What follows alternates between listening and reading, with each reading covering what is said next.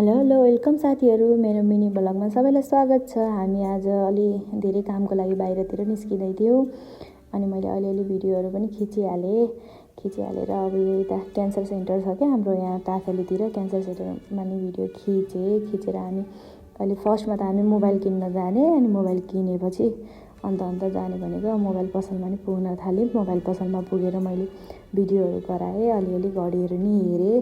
त्यसपछि यो कोटेश्वरको जाममा पऱ्यौँ अनि हामी चाहिँ मैले गिभ अवेमा घडी जितेको थिएँ। फोटोसुटहरू नि गरेँ। त्यो फोटोसुट गरेर हामी फर्केर फेरि कार्गो अफिस एयरपोर्ट जान थाल्यौँ। यस्तो जाडो थियो, आमामा लास्टै जाडो थियो।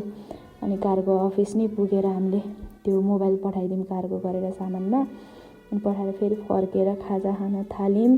घर आएर अनबक्सिङ गऱ्यौँ घडीको। मैले 7,500को घडी हो जितेको गिभ अवेमा पार्टिसिपेट गरेर। बाई बाई साथी।